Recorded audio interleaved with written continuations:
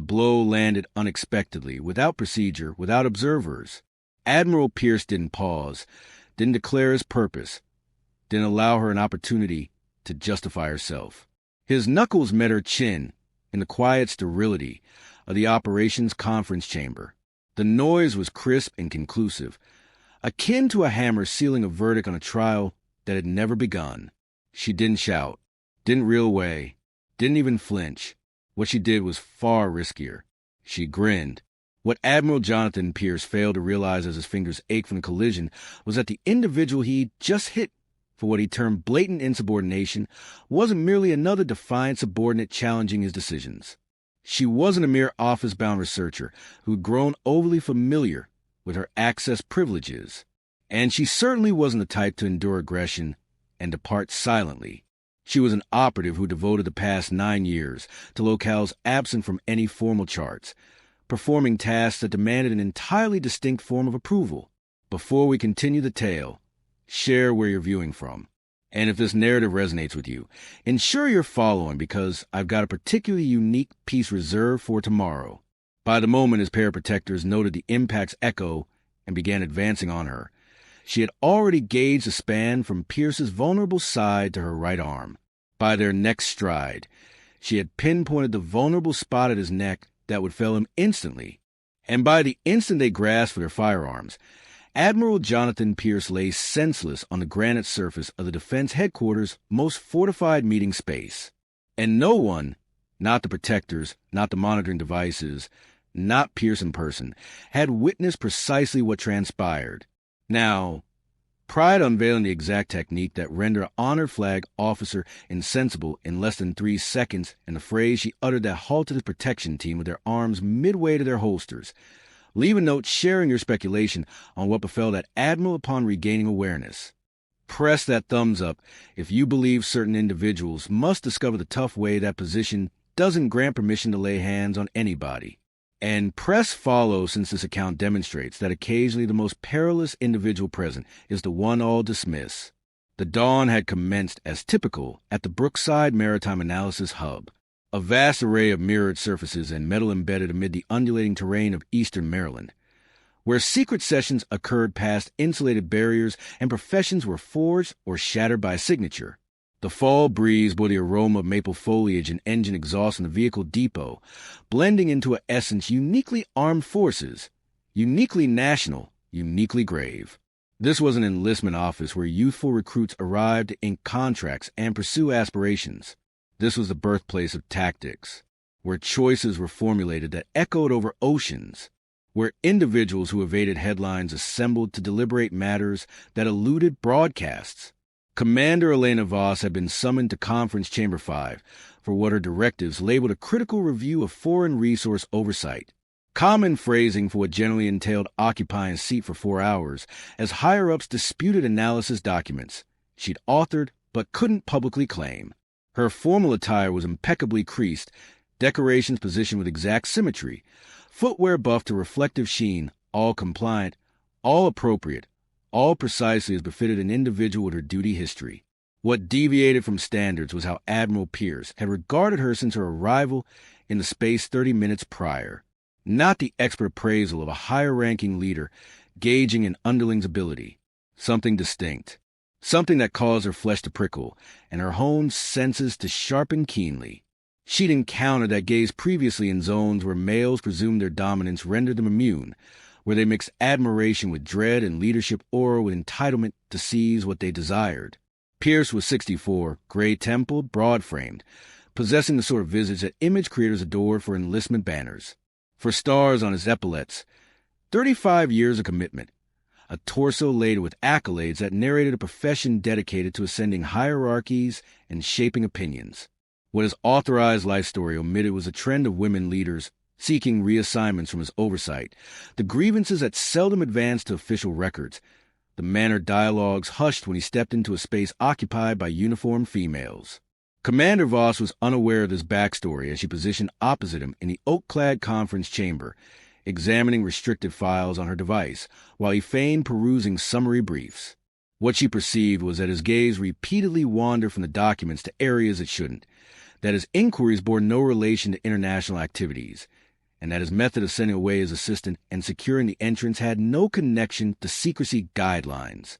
When he demanded she clarify her demeanor issue concerning his supervision of her recent assignment summary, she'd replied with a sort of straightforward factual accuracy that 9 years of elite missions had instilled in her. No flourishes, no sentimental phrasing, merely facts conveyed with the accuracy of an individual who discovered that in specific scenarios, precision could mean survival versus demise. She'd informed him that his queries displayed a basic miscomprehension of the strategic context she'd documented, that his proposed alterations would have jeopardized mission integrity, and that maybe he ought to examine the restricted supplements more thoroughly prior to providing directive advice. That was when he deemed it insolence. That was when he rose from his workstation, circled to her location, and declared that lower-rank leaders unable to display adequate deference to their betters required instruction they wouldn't overlook. And that was when Admiral Jonathan Pierce committed the ultimate error of his armed forces tenure. The conference chamber lacked openings, no aid posted externally, no communication setup that would transmit sounds past the insulated partitions adorned with restricted data alerts and signal disruption barriers. Merely heavy metal entrances that fastened internally, oak cladding that muffled audio, and oversight lenses that Admiral Pierce had quietly deactivated via sequence accessible solely to senior commanders of his rank. Commander Voss discerned the seclusion wasn't coincidental the instant Pierce shifted from his workstation, the manner he situated himself amid her in the sole egress, the relaxed way he'd slackened his neckwear after dispatching his assistant, the specific smirk that extended over his countenance when he referenced imparting instruction. None of this was spontaneous. This was orchestrated, practiced, the sort of instance that arose when influential males became at ease with the notion that their dominance stretched past occupational limits, into private domains they lacked entitlement to occupy. "You aware of your issue, Voss?" Pierce stated, his tone adopting the condescending pitch of an individual who delivered this address previously. "You believe that since you've acquired some international exposure, since you've earned a couple of citations on your uniform, you can address a higher commander as if we're peers." He advanced another pace nearer, near enough that she detected the T on his exhalation, near enough that his closeness turned into a mode of coercion. "But we're not peers, not remotely." The gap between them shrank to under 2 feet. In any alternate setting among any alternate individuals, that proximity would have constituted an evident breach of individual limits. But here, in this fastened space, with his 4 stars opposing her gold insignia, it evolved into something riskier, a display of dominance that depended on her reluctance to intensify a circumstance that could ruin her profession with one communication. Voss stayed positioned, palms clasped in her lap, stance unaltered. Her preparation had instructed her to interpret scenarios, to evaluate dangers, to compute probabilities prior to their manifestation. What she interpreted in Admiral Pierce's stance, in the hunter-like immobility of his motions, in the manner his gaze had altered from occupational annoyance to something more voracious, informed her this no longer concerned armed forces order. This concerned a male who conflated his status with license, his command with privilege, his role with the prerogative to execute whatever he wished to whomever he chose. "I believe there's a misinterpretation, sir," she articulated, her tone balanced and expert, offering him a final chance to retreat from whatever boundary he neared. "Perhaps we ought proceed with this dialogue in the presence of your assistant, or postpone for a period when there's no misinterpretation." Pierce cut in, his grin broadening. "And there's no postponement. You comprehend. Commander, deference isn't an item you negotiate. It's an item you provide regardless of desire." He extended and positioned his palm on her arm, digits pressing with intentional force. "And occasionally when lower commanders overlook their station, higher commanders must recall for them precisely their place in the hierarchy." The contact endured 4 seconds, sufficient for Voss to note the force, the ownership, the explicit signal that this touch occurred because he desired it, not due to any armed forces guideline necessitating it. Sufficient for her to comprehend that Admiral Pierce had executed this previously. 3 other females in other spaces, with identical assurance stemming from awareness that the framework safeguards the influential and mutes the powerless. She rose gradually, cautiously, shifting with the regulated accuracy of an individual who grasped that each motion henceforth would either heighten or lessen a circumstance that had already progressed far past what should transpire between the tired leaders. Her shift compelled Pierce to withdraw marginally, severing the touch, generating distance that seemed both triumph and prelude to worse. "Sir, I request you preserve suitable spacing and behavior," she stated, her terms concise, official, the type of verbiage crafted to establish a record if this ever progressed to a formal probe. "This exchange has ventured beyond the limits of expert engagement, and I think we should." The smack arrived before she concluded the phrase. Not his closed hand yet, merely his open hand across her face, keen and abrupt and intended to stun instead of harm. The echo resounded from the oak walls like a blast, and for an instant the space maintained that specific quietude that succeeds aggression, the type of calm that seems like the universe pausing respiration. "Don't you dare," Pierce uttered, his tone falling to a murmur that somehow bore greater threat than yelling, "assume to instruct me on what's suitable or not in my conference chamber." He bent his digits, the menace implied yet clear. "You're going to acquire some deference, Commander. The simple path or the difficult path. Your selection." That was when Voss comprehended that Admiral Jonathan Pierce had basically erred in assessing whom he confronted, that the female before him wasn't a recent Institute alumnus who could be cowed into quiet, that her duty dossier, which he'd evidently never examined past superficial elements, held categorizations and awards that would have prompted any logical individual considerable hesitation before opting to trap her in a nook without observers and no exit. But Admiral Pierce wasn't logical. He was predatory, and predators Voss had discovered in locales far riskier than defense conference chambers comprehended solely one dialect. She grinned. The grin wasn't what Admiral Pierce anticipated. It wasn't yielding, wasn't terror, wasn't even rebellion as he comprehended it. It was something else completely, something that caused the chamber's atmosphere to alter in a way he couldn't fully pinpoint. Commander Voss's countenance bore the sort of serenity that derives from possessing knowledge your adversary lacks, the specific tranquility of someone who's been undervalued so regularly that they've mastered employing it as a strategic edge. "You aware, Admiral," she articulated, her tone bearing a casual pitch that appeared entirely unsuitable for a female who'd just been struck by a higher leader. "I've been in circumstances where males believed they possessed all the advantages previously." She angled her head slightly, examining his visage with the detached curiosity of someone inspecting a sample. It's intriguing how dominance can render individuals sense invulnerable right until the instant they realize they're not. Pierce sensed something stir in his torso, not entirely alert, but acknowledgement that this wasn't unfolding per the outline he'd employed effectively before. Other females had reacted to that smack with sobs, with faltered regrets, with a sort of fractured yielding that nourished his craving for control. But Voss positioned there as if she was appraising him, as if she was performing computations he couldn't track, as if she possessed insight about the forthcoming 6 minutes that he lacked. Before we disclose precisely what Commander Voss was computing in those vital moments, and in particular terms she voiced that caused Admiral Pierce to comprehend he committed the largest blunder of his profession. Ensure you're following this feed and activate that alert icon, because what transpires next will demonstrate why deference gained via dread isn't deference whatsoever. It's temporary reprieve. Leave a note beneath sharing if you've ever observed someone's arrogance rebound spectacularly, and press that thumbs up if you believe certain individuals must discover that status doesn't render you immune. The conference chamber appeared more confined now, the oak partitions closing in as the interaction between them altered in manners Pierce couldn't fully comprehend. He'd arranged this instance meticulously.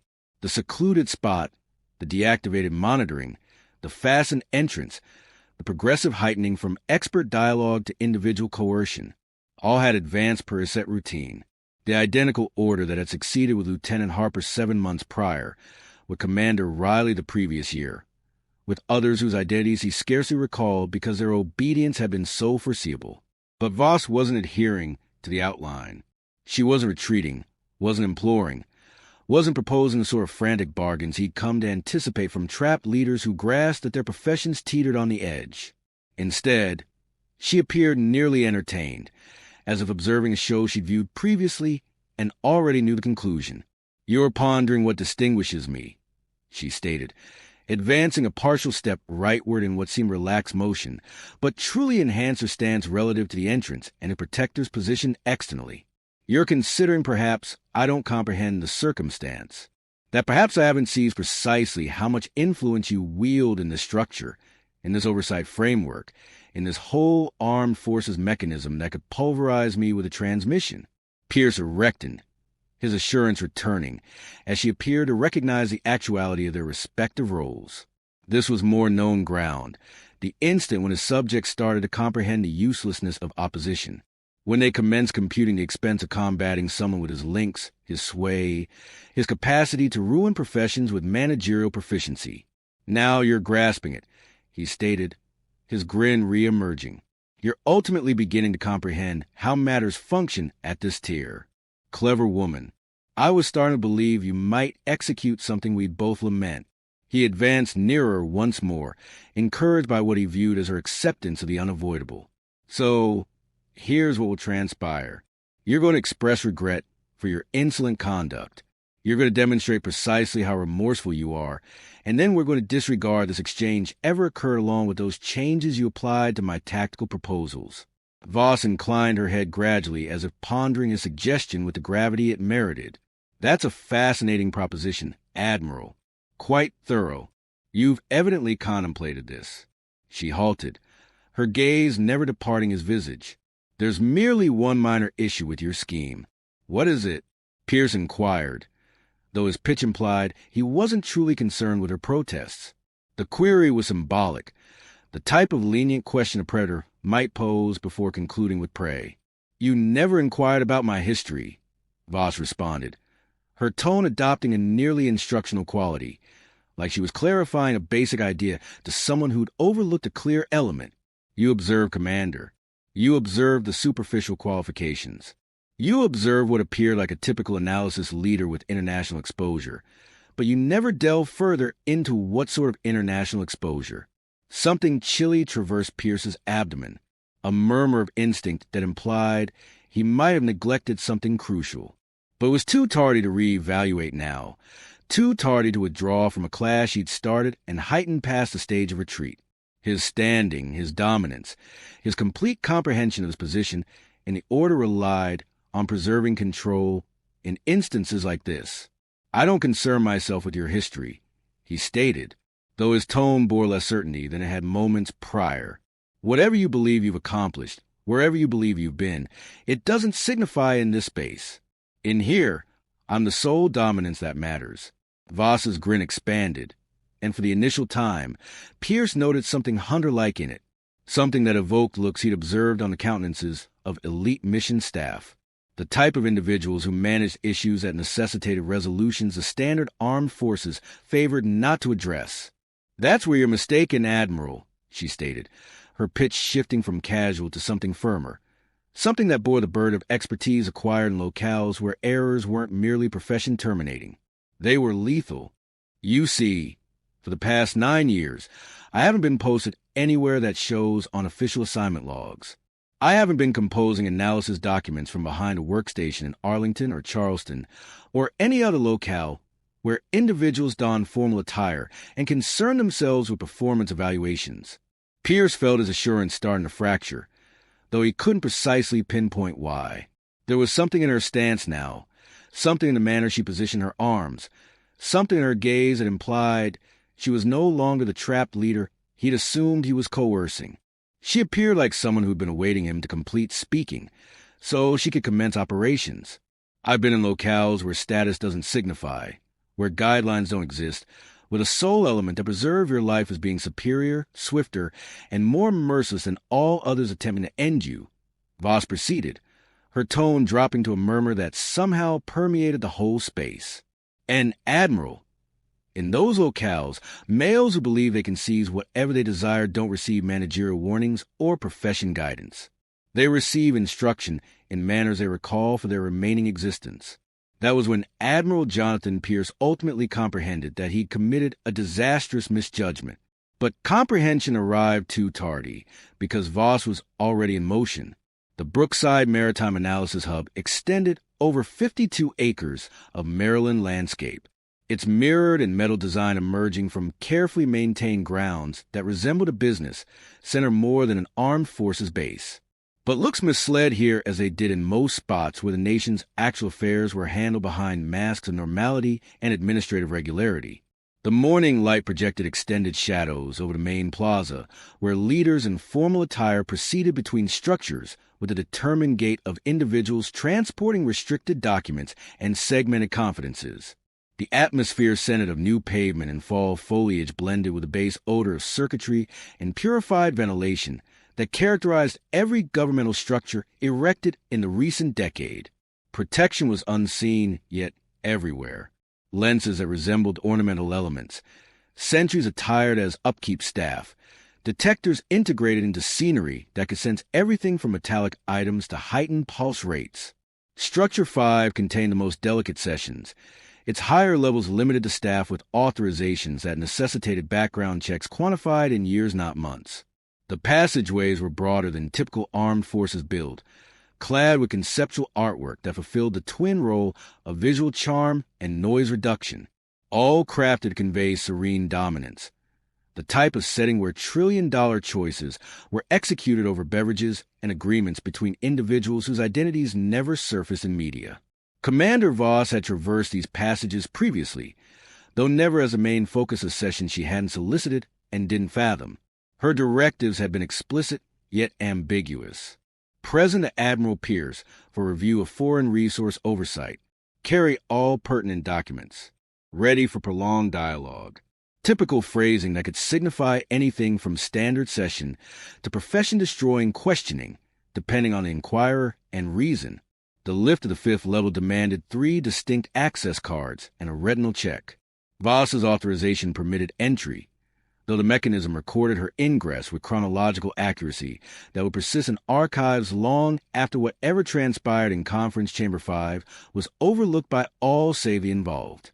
The partitions here were distinct, denser, clad with substances designed to block digital monitoring from any origin not expressly permitted by the site's protection guidelines. Admiral Pierce had selected this spot deliberately. Chamber 5 was formally assigned for segmented sessions demanding total seclusion, the type of dialogues where state safety superseded standard armed forces guidelines. Unofficially, it was where professions were molded and remolded, where leaders discovered which regulations pertained to them and which were for others. The chamber's seclusion wasn't coincidental. It was practical, crafted for exchanges that couldn't occur elsewhere. Voss had examined the site's configuration during her protection session 20 months prior, when her posting to the analysis branch initially brought her to Brookside. Standard process for anyone with her authorization tier, though most leaders viewed the session as routine rather than strategic readiness. She'd marked the outflows, the monitoring scope, the crisis guidelines that regulated everything from blaze departure to isolation measures in event of breach. Expert routine from years of instruction that stressed knowing your setting before acquiring that knowledge for endurance. The passage outside Chamber 5 was vacant at 1,000 hours, which wasn't unusual for a Wednesday dawn when most sessions occurred in the bigger assembly areas on lower levels. But Voss noted the lack of pedestrian movement, the shut entrances of neighboring workspaces, the specific quietude that implied meticulous timing rather than accidental scheduling. Admiral Pierce had desired seclusion, and seclusion in a spot like Brookside necessitated prior arrangement and managerial dominance that extended past standard oversight framework. She'd arrived exactly punctual, as Armed Forces guideline required. Though timeliness in this context sensed different than presenting for regular service, the mass of her duty firearm against her side offered known reassurance, though arms were technically forbidden in most session chambers. Her authorization tier exempted her from standard limitations, a benefit that accompanied duties she'd learned to regard earnestly in locales where being equipped signified the distinction between fulfilling objectives and becoming losses.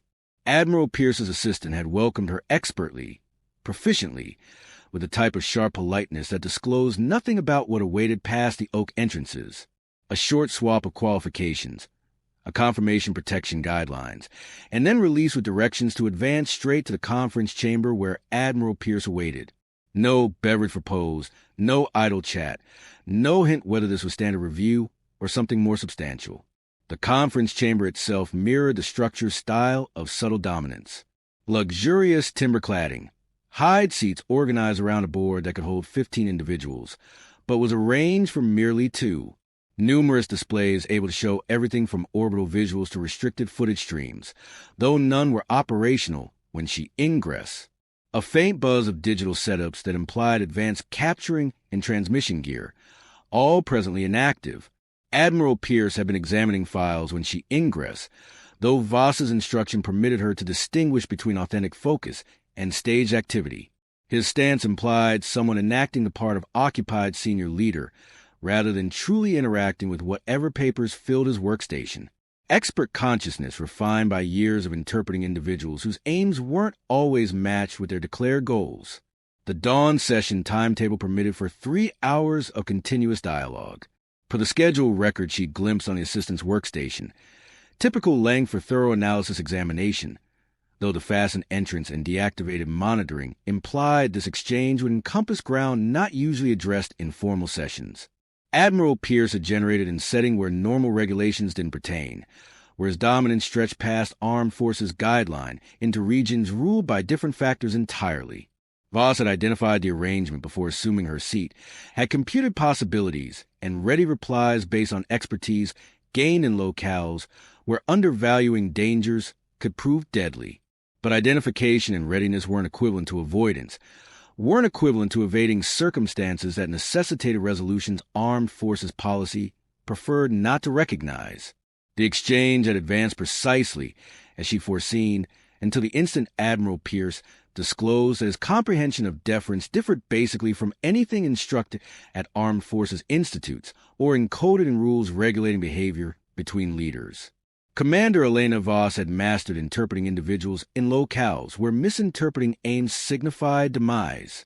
9 years of missions in nations that didn't formally exist on her duty record had instructed her to evaluate dangers, compute probabilities, and spot hunters long before they unveiled their authentic essence. But even with that instruction, she permitted herself to anticipate that Admiral Pierce might differ from the trend she'd identified within moments of entering Conference Chamber 5. The anticipation had been strategic as much as individual. Interacting with higher leaders necessitated a foundational presumption of expert behavior, even when senses implied otherwise. Armed forces order demanded offering authority figures the advantage of uncertainty, permitting them chances to demonstrate themselves deserving of their status, rather than presuming the worst based on subtle conduct signals that might be misconstrued. But Admiral Pierce had eradicated vagueness with systematic accuracy. Each term and motion, affirming what Voss's instruction, had cautioned her to anticipate from males who mixed influence with license. The fastened entrance, the deactivated monitoring, the meticulous timing that guaranteed no observers. None of this was extemporaneous. This was a refined procedure honed through iteration with other females who discovered themselves isolated with someone who thought his insignias granted him entry to whatever he craved. Voss had cultivated what her mental assessors termed flexible obscurity during her years in restricted missions, the capacity to merge into whatever setting demanded her existence, to become inconspicuous enough that adversarial entities undervalued her abilities, until conditions required disclosure of her authentic nature. In conventional armed forces environments, this translated to seeming as a capable but inconspicuous analysis leader, someone who adhered to directives and submitted documents without attracting notice to abilities that might provoke uneasy inquiries about where she'd obtained them. Her duty record mirrored this meticulously built anonymity. Standard advancements, routine awards, posting histories that reference international assignments without detailing which international spots or what sorts of assignments demanded her specific proficiency. To anyone performing cursory examination, which Admiral Pierce evidently had, she seemed precisely what her status implied, a mid-tier analysis leader with unremarkable history and traditional profession path. The actuality was significantly more intricate. Voss's genuine instruction had commenced not at the Maritime Institute where her official life story asserted, but at a site near Fort Bragg that didn't surface on any armed forces base charts. Her mentors had been individuals whose identities were categorized beyond highest secrecy, whose expertise derived from missions that necessitated legislative supervision groups to be informed in specially built spaces that blocked digital monitoring from any origin. They'd instructed her matters not encompassed in standard armed forces syllabus. How to eliminate quietly with makeshift tools. How to obtain data from individuals who've been instructed to withstand questioning. How to vanish into non-military groups and function for months without aid or contact with oversight framework.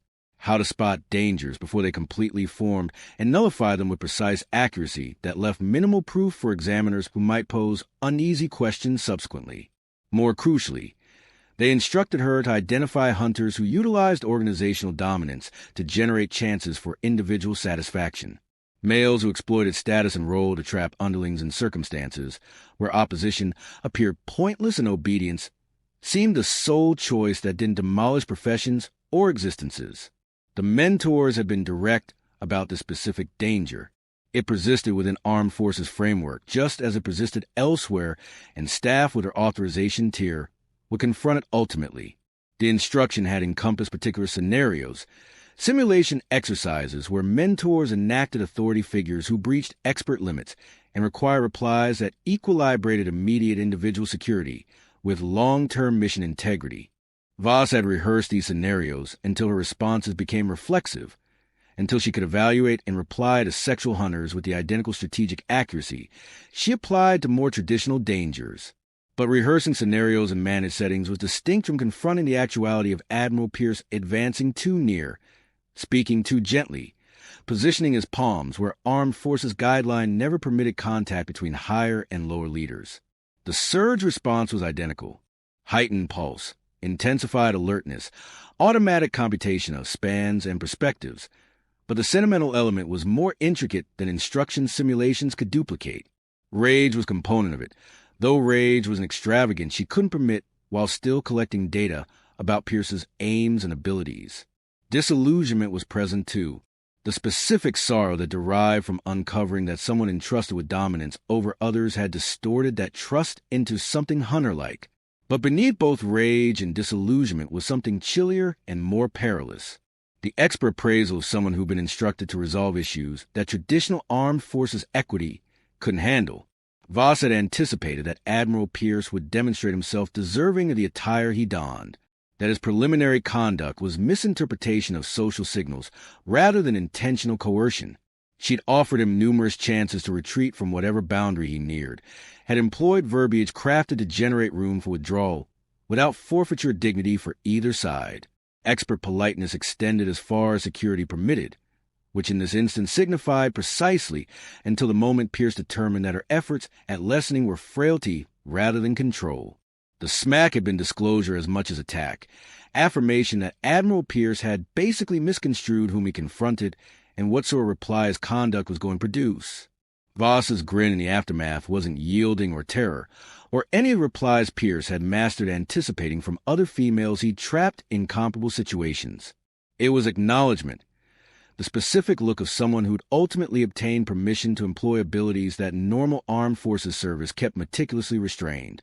For 9 years, Voss had been obligated to merge in, to seem inconspicuous, to resolve issues through pathways and guidelines that safeguarded organizational standing rather than individual equity. But Admiral Pierce had just generated a circumstance where those restrictions no longer pertained. Her instruction had readied her for this instant, though she'd anticipated never to require it in a national armed forces site against a colleague leader. But readiness was what distinguished experts from losses. What permitted individuals with her history to endure encounters that demolished others who hadn't been instructed to identify when circumstances progressed beyond negotiation into domain that necessitated different resolutions. Admiral Pierce was about to obtain an instruction in the distinction between dominance and ability, between status and proficiency, between coercion and genuine peril. Voss's grin was merely her method of recognizing that his instruction was about to commence. Admiral Jonathan Pierce had constructed a profession on the meticulous nurturing of persona and the tactical utilization of sway. 35 years of commitment had instructed him that dominance in the armed forces functioned on various tiers. The formal order that regulated official engagements and the informal webs of influence that decided whose professions progressed and whose lingered in administrative stasis. He had excelled in both systems with the systematic accuracy that had secured him his 4-star and the admiration of colleagues who comprehended how the defense headquarters' actual affairs were handled. His ascent through the levels had been model ideal. Maritime Institute completion with distinctions, initial postings that highlighted his managerial abilities, strategic placement within oversights that provided exposure to higher command. Each advancement had arrived exactly on timetable. Each fresh posting had broadened his realm of sway. Each award had strengthened his standing as a leader who could be entrusted with escalating tiers of duty. But achievement at senior commander tier demanded more than expert proficiency. It required governmental consciousness, interpersonal links, and the capacity to handle groups that stretched far past traditional armed forces framework. Pierce had nurtured connections with armament suppliers, legislative aides, and defense civilians whose professions crossed with his own progression. These webs supplied early alerts about funding distributions, staff choices, and guideline alterations that could affect his oversight duties. The informal dominance that accompanied these links had proven more precious than official status in numerous situations. A statement from Pierce could hasten acquisition processes, speed up authorization clearances, or organize posting preferences for leaders whose allegiance he prized. Conversely, his dissatisfaction could lead to profession-harming postponements, negative performance evaluations, or reassignments to roles that provided restricted progression potential. This binary essence of armed forces dominance had formed Pierce's comprehension of how influence functioned within organizational structures. Official rules regulated what could be accomplished through formal pathways. But genuine sway derived from comprehending which rules could be flexed, which guidelines could be ignored, and which circumstances permitted inventive interpretation of standard processes. The essential was preserving believable denial while attaining goals that might not align perfectly with documented policies. Pierce had utilized this approach to more than merely managerial matters. Over the years, he'd pinpointed female leaders whose professions he could sway, whose expert futures relied on his endorsement and sanction. The armed forces order structure generated natural chances for guidance, connections that could develop into something more intimate if managed with suitable caution. Lieutenant Harper had been his initial significant trial in blending expert dominance with individual satisfaction, a promising analysis specialist whose authorization clearance rendered her valuable to his oversight framework. She'd initially opposed his overtures with a type of ethical protest that Pierce had mastered surmounting through persistent application of force. Profession progression chances withheld until mindsets adjusted. Posting preferences delayed awaiting display of proper admiration. Social separation enforced through subtle communications to other leaders about her dependability and group compatibility. The procedure had necessitated 7 months of meticulous manipulation, but Harper had ultimately grasped that collaboration provided advantages while opposition bore expenses that stretched beyond expert disillusionment. Their connection had persisted for over 18 months, fulfilling Pierce's need for control while supplying Harper with access to chances that would have stayed sealed otherwise. When she'd ultimately sought reassignment to a different oversight, Pierce had sanctioned it kindly, their shared comprehension guaranteeing caution that safeguarded both their standings. Commander Riley had necessitated less acclamation. Her separation had rendered her economically susceptible, her guardianship setups reliant on sustaining armed forces earnings that Pierce could sway through proficiency evaluations and advancement endorsements. She'd identified the exchange essence of their connection from the start, accepting his focus with resigned practicality rather than Harper's initial opposition. Their setup had been more transactional, less sentimentally intricate, mutually advantageous in manners that rendered conclusion unnecessary until her withdrawal eliminated the leverage that rendered her obedience predictable.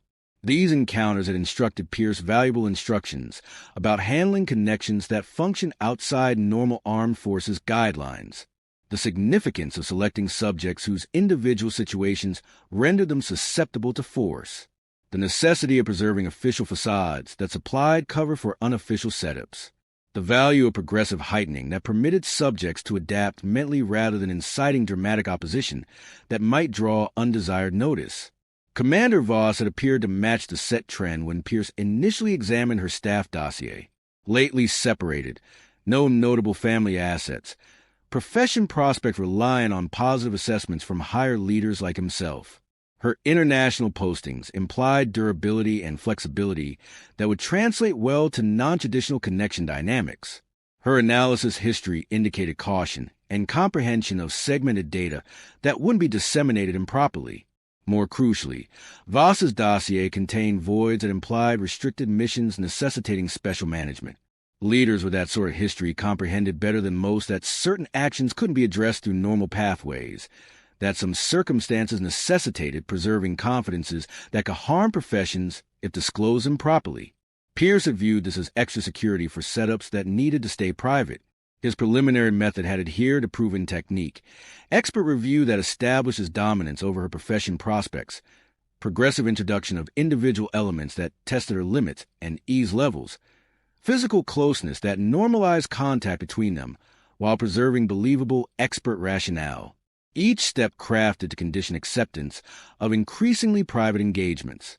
But Voss's replies had been subtly incorrect from the beginning, not the obedience he'd mastered anticipating, not the opposition that usually preceded ultimate collaboration, but something else completely, a sort of expert appraisal that made Pierce sense like he was being assessed rather than pursued, examined rather than enticed. Her manner implied someone performing scouting rather than someone being enlisted. The realization should have cautioned him to reevaluate his method, to probe more thoroughly before advancing with known tactics that might prove unsuitable for this specific subject. But Pierce's assurance in his set methods, combined with his presumption that Voss's apparent serenity indicated yielding rather than readiness, had blinded him to indicators that would have been evident to someone less committed to preserving patterns that had succeeded previously. He'd misconstrued her expert politeness for frailty, her control for dread, her analytical quietude for the sort of vanquished acceptance that had marked his prior connections with lower leaders. These misinterpretations had led him to heightened clash with someone whose history contained elements he'd never troubled to probe thoroughly enough to comprehend. Admiral Pierce was about to uncover that Commander Voss represented a category of armed forces expert he'd never confronted before, someone whose instruction and expertise functioned per rules that rendered his dominance irrelevant and his presumptions lethal. The alteration in Admiral Pierce's manner was subtle initially, like observing frost form on glass. Gradual shifts that accumulated into something basically different from what had existed moments prior. His preliminary assurance, constructed on 35 years of successful coercion and meticulous nurturing of influence dynamics, began shifting into something more hostile, as Voss's replies failed to adhere to the outline he perfected through prior encounters. The smack had been intended as emphasis, a clear signal that established the new regulations governing their engagement. In Pierce's expertise, physical touch crossed a mental barrier that made opposition more challenging and yielding more probable. The stun value generated momentary immobility that permitted him to solidify control before his subjects could organize effective resistance. But Voss's reaction, that grin, that analytical serenity, implied the mental impact hadn't achieved its intended result. Pierce advanced nearer again, this time with intentional aim to invade her individual space in ways that would make clear his physical superiorities. At 6 feet 3 inches and 210 pounds, he'd always been able to employ his build as an implied menace, a reminder that obedience offered security while opposition invited heightening. His tone dropped to a level designed to be both private and threatening, the type of pitch that implied confidential exchanges between individuals who comprehended each other's requirements. "You're a fascinating instance, Commander," he stated, situating himself so that her seat was confined between his form and the conference board. "Most leaders in your role grasp the circumstance much swifter, but I value a test. Renders the eventual result more gratifying." His palm shifted to rest on the rear of her seat, digits tapping against a hide in a pattern that stressed his command over the area around her. Voss's stance remained unaltered, though Pierce noted her respiration had altered slightly, deeper, more regulated, like someone readying for bodily effort rather than someone immobilized by dread. Her palms stayed clasped in her lap, but there was something different about the way she positioned them, a preparedness that hadn't been present during their initial exchange. Expert instincts refined by decades of interpreting individuals implied she was assessing options rather than accepting inevitability. "You aware? I think your genuine issue is," Pierce proceeded, his assurance returning as he viewed her immobility as the start of capitulation. "You've devoted too much time in managerial roles, too much time behind workstations composing documents instead of learning how matters truly function in mission settings. You've overlooked that the armed forces is basically about influence, who possesses it, who lacks it, and what transpires when those connections get challenged.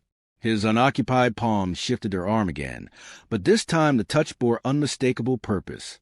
Digits that pressed further, lingered extended, traced designs that had nothing to do with armed forces guideline and everything to do with establishing possession.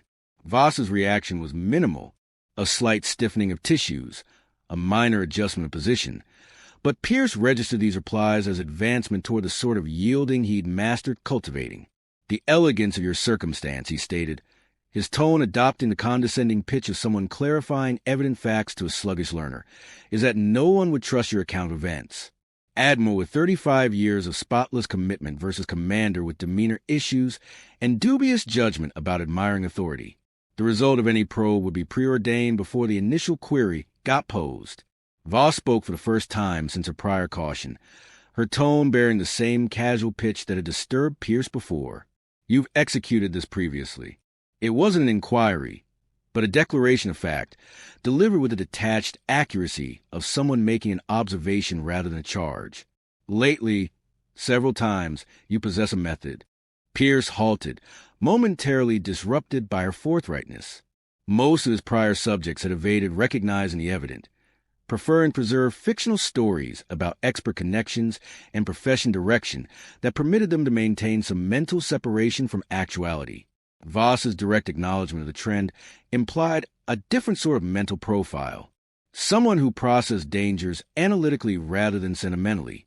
"Clever woman," he stated, regaining his poise and deciding to embrace the openness she'd introduced. "Yes, I possess a method. Yes, it succeeds. And yes, you're going to uncover precisely how efficient it can be when applied by someone who comprehends the proper connection between dominance and obedience." His hold tightened on her arm, digits excavating into tissue with sufficient force to cause unease without leaving traces. The bodily heightening was computed, designed to test her discomfort threshold and establish his willingness to employ strength if milder persuasion prove inadequate. Pierce had discovered that measured application of discomfort often achieves superior outcomes in dramatic aggression, generating yielding without producing the sort of obvious harms that might complicate subsequent engagements or raise inquiries from health staff. Voss's reply was to gaze directly at her with a look that combined expert curiosity with something that might have been compassion. "Admiral, do you know what my genuine armed forces occupational classification code is?" she inquired, her pitch implying authentic interest about his knowledge rather than defiance of his dominance. "Not the one listed on my staff summary, but my genuine mission categorization." The inquiry was unanticipated enough that Pierce hesitated before replying.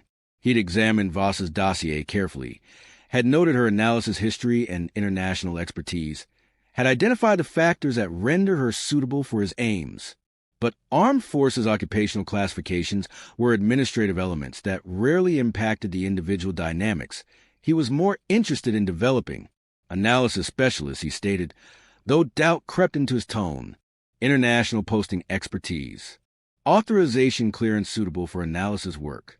Standard history for someone in your role." Even as he articulated, Pierce recognized that his knowledge of Voss's actual qualifications was more superficial than he'd realized. "Near," Voss stated, her grin broadening in ways that made Pierce increasingly uneasy, but not entirely precise. "You see, Admiral, analysis specialist was my disguise posting, the job title that appeared on structural diagrams and service lists. My genuine work demanded different qualifications, different instruction, different abilities." Pierce felt the first authentic flicker of uncertainty since the clash began. Something in Voss's tone implied knowledge he lacked, abilities he hadn't factored into his appraisal of the circumstance. But withdrawal wasn't an option now. Too much had been articulated. Too much had been executed to permit dignity-preserving exit from a clash he'd initiated and heightened beyond the point of believable denial.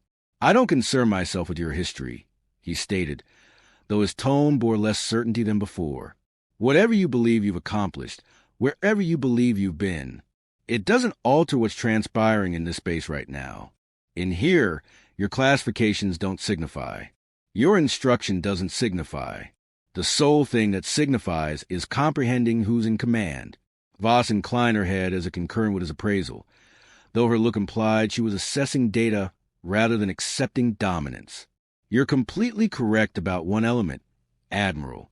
In here, the sole thing that signifies is comprehending who's in command.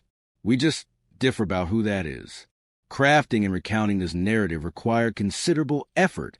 So, if you're appreciating it, follow our feed. It signifies a great deal to us.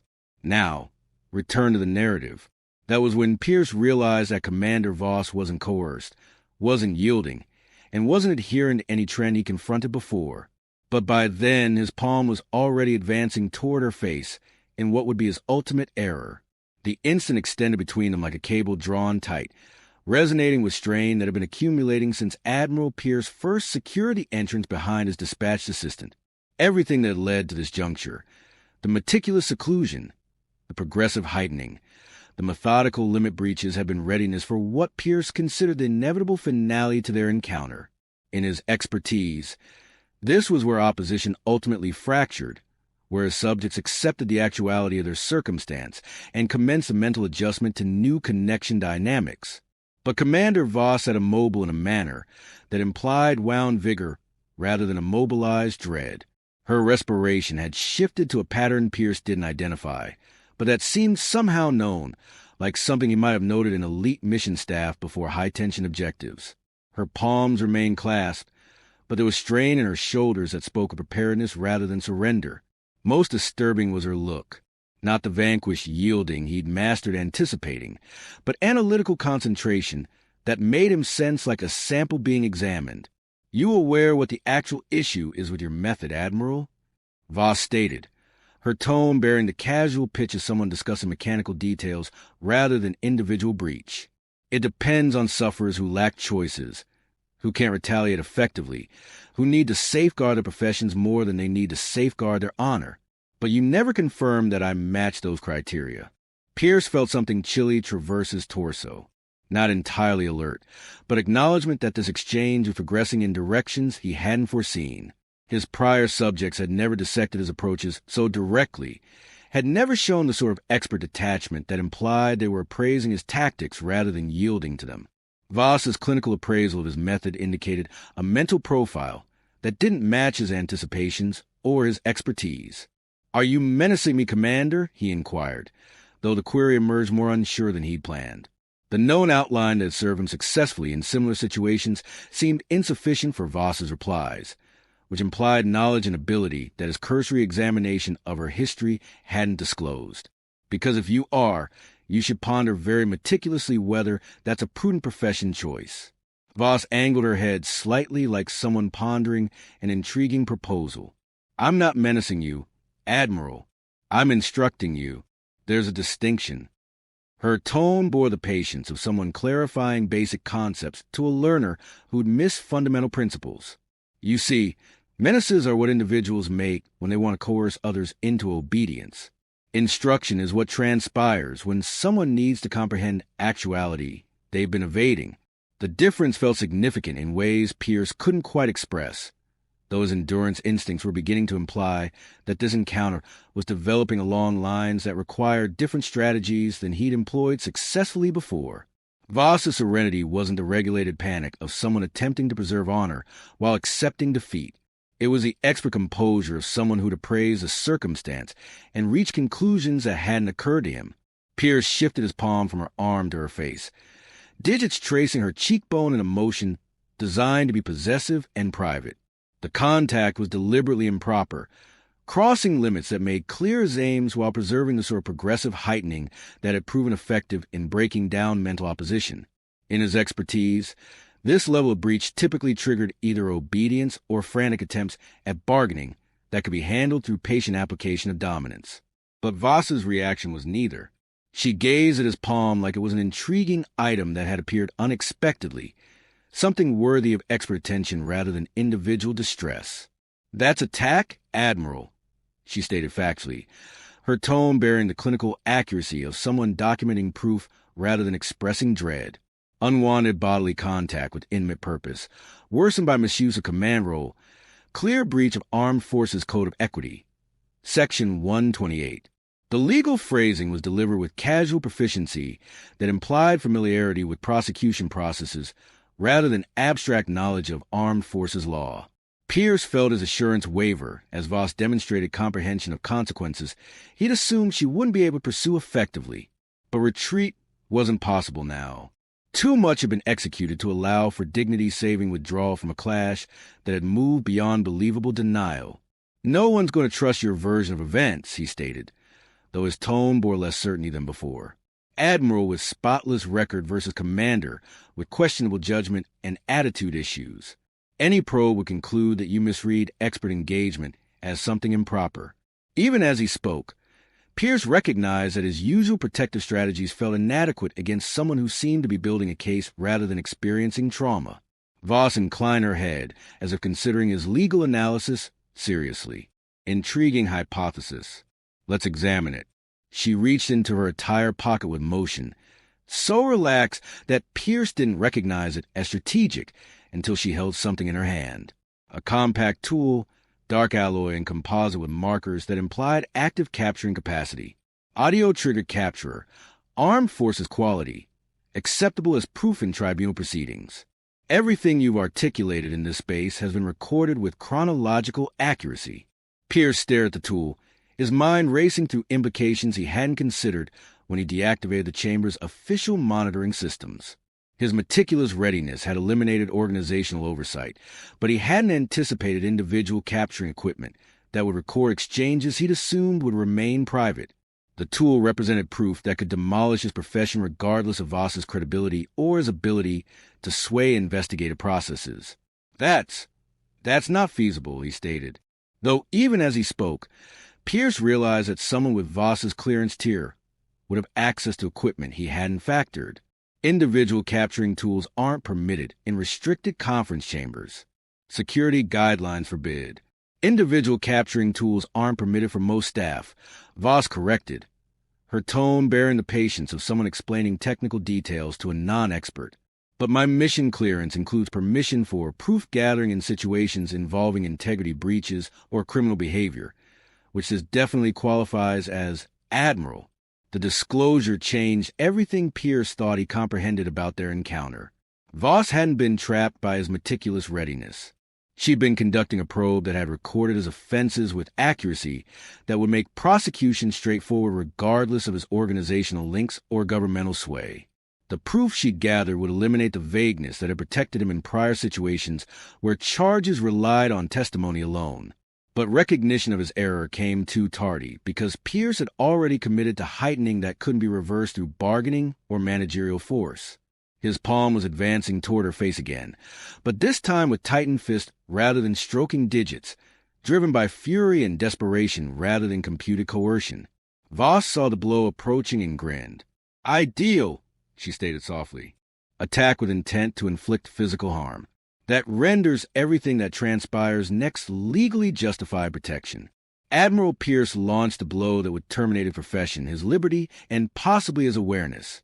But by the time his fist began advancing toward her face, Commander Voss was already computing the exact perspective and strength required to ensure he never struck anyone again. The blow traversed air with all the dominance Admiral Pierce had amassed over 35 years of armed forces service, driven by fury and desperation, and the particular rage of someone who just realized his meticulously built method was crumbling around him. His fist bore the weight of 4 stars, the impetus of unrestrained influence, and the aggression of a hunter whose domain had been invaded by something he basically failed to comprehend. But science functions per principles that don't recognize armed forces status or organizational dominance. And Pierce had just initiated contact with someone whose comprehension of aggression had been honed in locales where errors weren't profession terminating. They were lethal. Commander Voss moved with accuracy that transformed the Admiral's hostility into a lesson in applied physiology that would be examined in health centers for weeks afterward. Voss's right hand intercepted Pierce's arm mid-motion, digits securing around bone and sinew with force that halted his blow before it reached her face. Not a frantic deflection or fortunate block, but computed interception that demonstrated she'd been tracking his motion from the moment his frame signaled his purpose.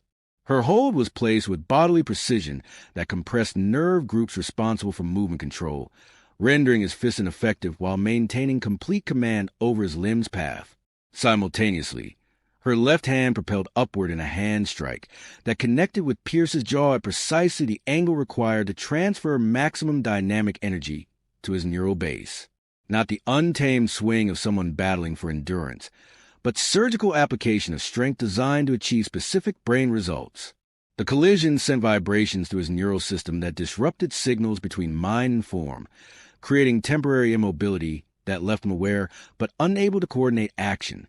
Pierce felt his limbs weaken as his equilibrium center struggled to process conflicting input. The space slanted in ways that defied his comprehension of science, and his sight blurred as his mind attempted to reconcile the disconnect between what his vision perceived and what his balance reported. Voss maintained control of his captured limb while he descended, using his own mass to guide his fall in directions that prevented him from impacting furnishings or harming himself beyond the damage she'd already calculated as essential. But Voss wasn't complete because Admiral Pierce was insensible, and aware hunters represented continuing dangers that required total nullification. As his form hit the surface in what appeared uncontrolled drop, she followed him down with motion that looked relaxed but was actually strategic positioning designed to maintain superiority while preventing recuperation. Her knee located the vulnerable spot at his neck with numerical accuracy, applying exactly sufficient force to compress the artery without causing lasting harm. The method was termed arrest hold in common culture, though Voss's instruction had taught her the medical terms and bodily mechanisms that made it effective. Properly applied force to the artery reduced blood supply to the mind by about 80%, causing insensibility within 4 to 8 seconds, depending on the target's bodily state and stress reply. Pierce struggled briefly, his palm scratching at her limb with decreasing coordination as oxygen lack took effect. But his efforts were useless against someone who'd been instructed to apply restraints against opponents who'd been specifically instructed to resist them. Admiral Pierce's awareness faded like a screen being deactivated. Not the dramatic drop portrayed in films, but gradual fading of consciousness that left him tranquil and immobile on the conference chamber surface. Voss maintained force for exactly 5 seconds after he ceased moving, ensuring complete insensibility while avoiding the neural damage that could result from extended compression. When she finally released a hold, Pierce breathed steadily and naturally, his pulse firm but slow, his form positioned in recuperation stance that would prevent choking if he regurgitated during the transition back to awareness. The entire order had required less than 10 seconds from the moment Pierce began his blow to the moment his insensible form settled against the oak flooring. Voss rose gradually, adjusting her attire with reflexive accuracy while conducting swift appraisal of Pierce's state and the strategic circumstance that would develop when he regained awareness. His respiration was regular, his hue was good, and his pulse implied he would awaken naturally within 6 to 12 minutes with nothing more serious than a migraine and severely damaged self-esteem. But Voss's immediate concern wasn't Pierce's health state. It was the 2 protectors stationed outside the conference chamber who would have heard the sound of their primary hitting the surface. Expert security staff trained to reply to dangers against senior commanders. They were assigned to safeguard. Individuals who would interpret sounds of conflict as indication that their protectee required immediate aid, regardless of whatever directions they'd been given about preserving privacy during delicate discussions. Voss advanced to the entrance with the same regulated accuracy she'd applied to nullifying Pierce, though her goals now shifted from battle to situation control. The capture in her pocket had recorded everything, providing proof that would ensure legal processes favored accurate interpretation of events rather than organizational harm mitigation. But proof meant nothing if she couldn't endure the next few minutes with Pierce's protectors, who would see their insensible primary and draw conclusions that might not align with legal actualities. She positioned herself beside the entrance, computing angles and spans while listening for sounds that would indicate immediate reply from external security. The chamber's insulation would have muffled most noise, but the specific impact of a 210 pounds form striking the surface might have been audible to trained staff whose roles required attention to subtle sound signals that could indicate dangers to their protected individual. Voss's respiration remained regulated, her pulse heightened but controllable. Her mental condition focused on strategic considerations that would determine whether the circumstance concluded with Pierce in detention or her in a mortuary. She'd nullified the immediate danger, But Admiral Pierce represented just one component of a larger protection apparatus that included individuals with weapons and permission to use them if they believed circumstances required deadly force to protect senior commander staff. The quietude outside the entrance extended for several seconds, long enough for Voss to hope that the protectors hadn't heard Pierce fall. Short enough that she remained ready for immediate contact with armed individuals who might not be interested in extended explanations about imminent attack and justified protection. Her palm moved reflexively to her duty weapon, though she hoped fervently that the circumstance wouldn't require additional aggression against staff who were simply performing their roles, safeguarding someone they didn't know was a hunter. Admiral Pierce stirred slightly on the surface behind her, insensibility beginning its natural withdrawal as his mind recovered from temporary oxygen lack. Voss had perhaps 4 minutes before he regained full awareness. 4 minutes to prepare for exchanges that would determine whether equity or organizational safeguarding would govern what happened next. The entrance handle rotated and Voss straightened her frame to confront whatever came next. The entrance opened with the regulated accuracy of security staff, trained to appraise danger situations before acting. Master Chief Serrano entered first, his palm resting on his holstered firearm, but not yet extracted, his gaze sweeping the space in the systematic pattern that identified outflows, barriers, and potential arms before focusing on the insensible Admiral sprawled across the oak flooring. Behind him, Petty Officer Ellis maintained position in the doorway, providing cover while preventing unauthorized ingress to what had clearly become an offense scene. Serrano had 25 years of expertise protecting senior commanders in environments ranging from defense sessions to advanced bases in adversarial territory. He'd seen commanders collapse from health crises, observed elimination attempts against high leaders, and replied protection dangers that required instant decisions about when to employ deadly force. But he'd never confronted a circumstance where his protectee was insensible on the surface, while a female leader stood calmly beside the entrance, palms visible, stance relaxed with a look that implied she was awaiting something rather than escaping from something. "Ma'am, step away from Admiral Pierce and state your identity," Serrano stated, his tone bearing the dominance of someone accustomed to being obeyed without question. His appraisal of the scene implied Voss represented either a danger that had nullified his primary or a potential sufferer who required safeguarding from unknown assailants. The absence of gore or obvious injury complicated his evaluation, as did Voss's manner, which projected expert composure rather than dread or hostility. Voss raised her palms gradually, palms visible in universal signal of non-menacing purpose. "Master Chief, I'm Commander Elena Voss. Maritime analysis. Admiral Pierce is insensible but stable. He'll regain awareness within the next few minutes with no lasting harm." Her tone bore the clinical accuracy of someone providing health appraisal rather than the sentimental distress that Serrano might have anticipated from someone involved in violent clash with a senior commander. Ellis's palm moved toward his weapon as he processed Voss's terms. "Ma'am, did you attack Admiral Pierce?" he inquired, though his pitch implied he was having difficulty reconciling the idea of a female commander successfully assaulting a male admiral with what his instruction had taught him about physical clashes between staff of different builds and expertise levels.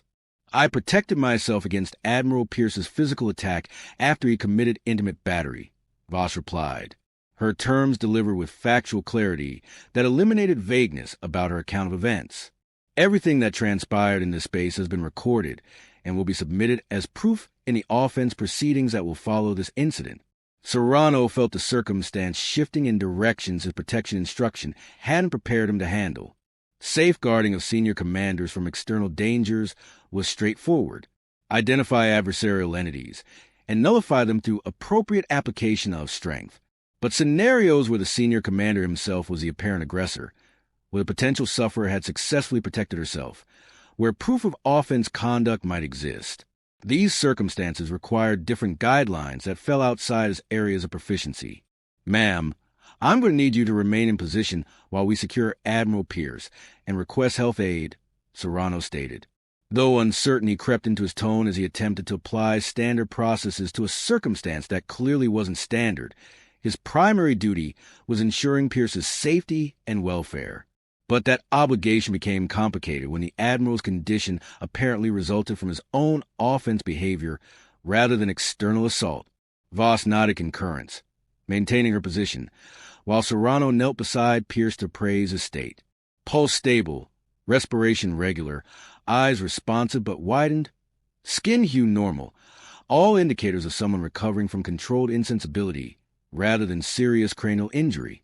Serrano had seen similar presentations in staff who'd been subdued through non-deadly strength by armed forces enforcers or protection contractors, though he'd never confronted a circumstance where a senior commander was the recipient of such methods.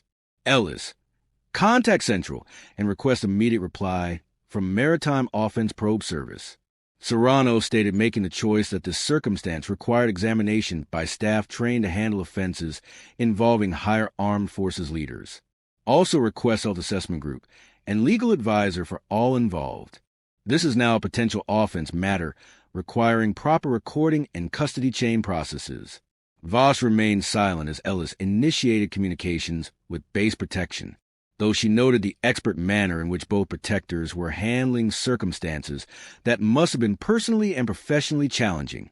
Their primary allegiance was to Admiral Pierce, but their instruction included obligations to armed forces equity that took precedence over individual relationships or organizational safeguarding. Admiral Pierce began stirring on the surface, awareness returning as his mind recovered from temporary oxygen lack.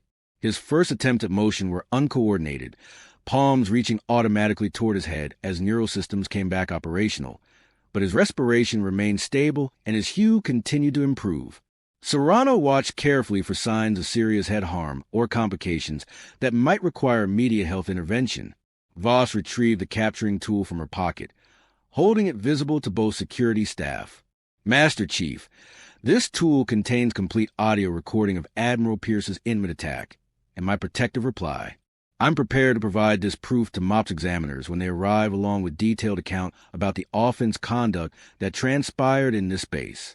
The terms hung in the atmosphere like vapor from a blast, altering the environment in ways that couldn't be reversed. Serrano and Ellis exchanged looks that communicated volumes about their shared recognition that their professions had just intersected with something far more serious than routine protection duty. Admiral Pierce was stirring toward full awareness, which meant he would soon be aware enough to provide his own account of events, though his credibility had been basically undermined by Voss's possession of recorded proof. Ma'am, MOPS will handle proof collection and accounts from all parties, Serrano stated, though his pitch implied he comprehended that standard processes might prove inadequate for circumstances involving a senior commander accused of intimate attack. For now, I need everyone to remain in position until examiners arrive and can properly record the scene. Pierce opened his eyes, blinking in confusion as awareness returned, and memory began reconstructing the events that had led to his current position on the conference chamber surface. His gaze found Voss first, then shifted to the protectors, then back to Voss with a look that implied he was beginning to comprehend that his meticulously built dominance had collapsed along with his awareness. What? Pierce began, his tone thick and unsure as he struggled to organize thoughts that felt fragmented and incomplete. The last clear memory he could access was launching a blow that should have connected with Voss's face, though obviously something had gone awry between purpose and execution. Admiral Pierce, Voss stated quietly, her tone bearing the same expert politeness she maintained throughout their encounter. You're detained. The change at Brookside Maritime Analysis Hub began within hours of Admiral Pierce's detention, though the alterations weren't immediately visible to staff who hadn't witnessed the clash in Conference Chamber 5. MOPS examiners had arrived with the systematic proficiency that characterized federal enforcement replies to offenses involving senior commanders, their dark vehicles and grave expressions signaling that routine armed forces order had escalated into offense proceedings that would attract notice from defense leaders and legislative supervision groups. Commander Voss had spent 7 hours providing detailed testimony to examiners who recorded every term with electronic accuracy while building case documents that would determine whether Admiral Pierce faced tribunal or civilian prosecution. Her capturing tool had provided unambiguous proof of intimate attack, attempted violation, and misuse of dominance. offenses that carried penalties measured in decades rather than years, especially when committed by leaders whose vows included specific pledges to safeguard those under their oversight. The proof was overwhelming enough that Pierce's armed forces advisor had recommended immediate agreement negotiations rather than trial processes that would result in public disclosure of details that could harm organizational standing and individual legacy.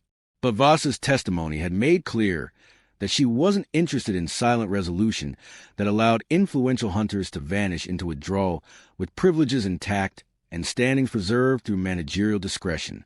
News of the detention had spread through unofficial pathways with a speed that characterized all significant developments involving higher command. Leaders who'd served under Pierce began reviewing their own encounters with new perspective, recognizing conduct trends they'd previously attributed to demanding command style rather than predatory opportunism.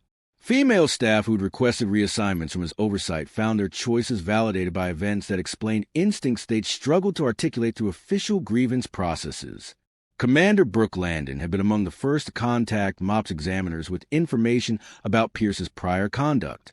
Her testimony described systematic torment that had heightened over months until she'd accepted reassignment to less desirable posting rather than continue enduring behavior that made her workday mental endurance tests.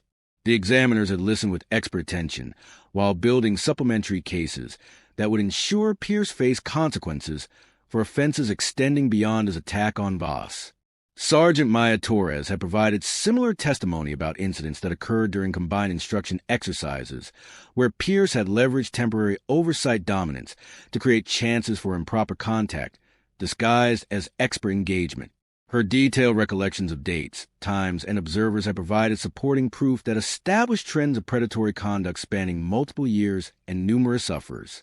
The mental impact on hub staff was complex and varied, though most leaders expressed relief that someone had finally held Pierce accountable for conduct that had been murmured about but never officially addressed.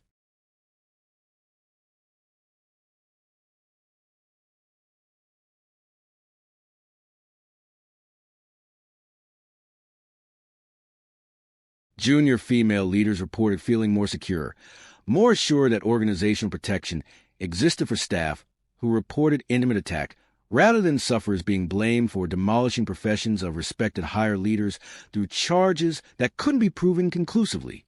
Voss had returned to service 4 days after the incident, though her routine postings now included additional duties that reflected her role as primary observer in offense proceedings that would likely continue for months.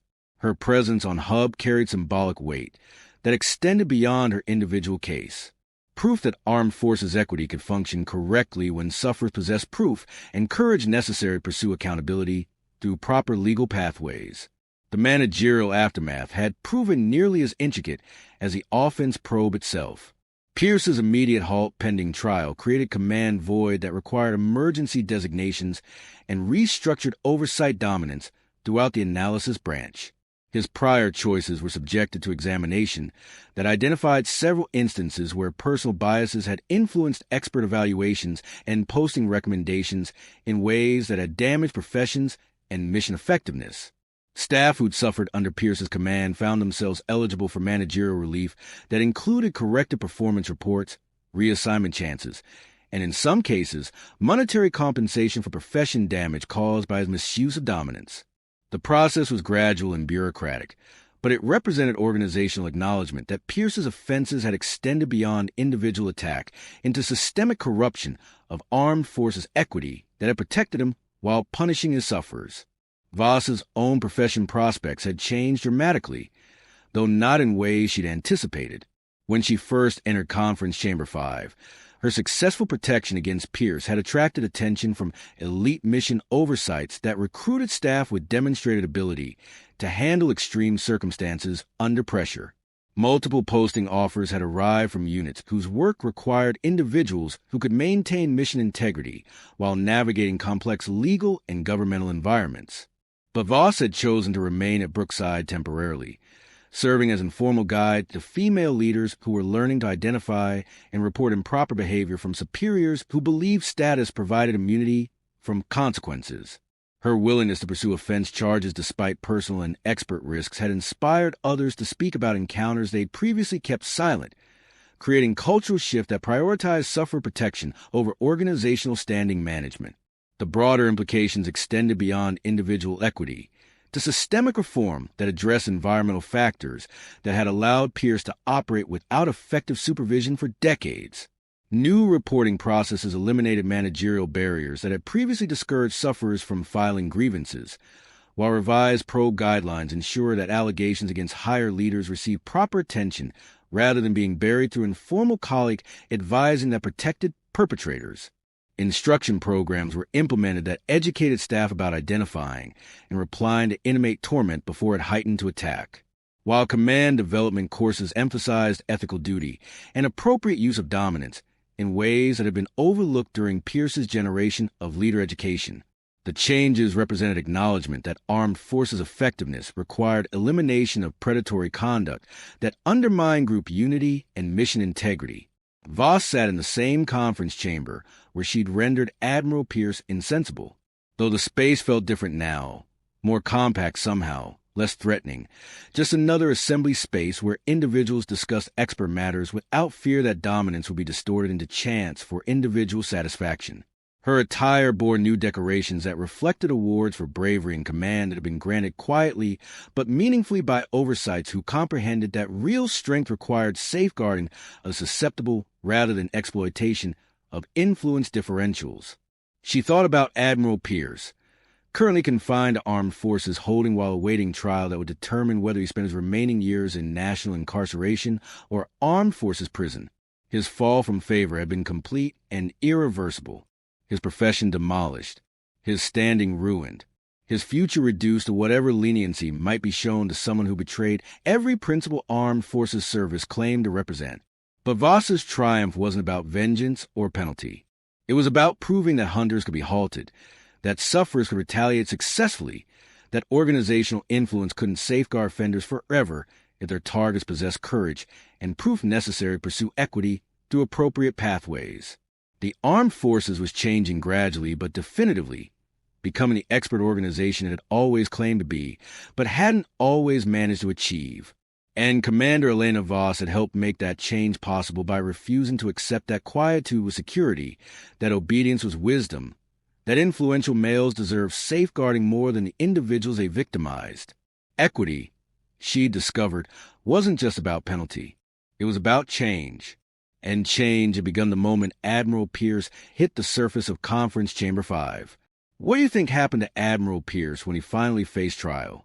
And could you have stayed as calm as Commander Voss when facing someone who thought his status made him untouchable? Drop your thoughts in the comments below. We read every single one. If this story reminded you that real strength isn't about coercion, but about safeguarding others, press that thumbs up and follow for more stories that prove bravery comes in all forms. Activate that alert icon, because tomorrow we're sharing another story about someone who refused to stay silent when authority figures thought they were above the law. You won't want to miss it. Up next, you got 2 more standout stories right on your screen. If this one hit the mark, you won't want to pass these up. Just click and check them.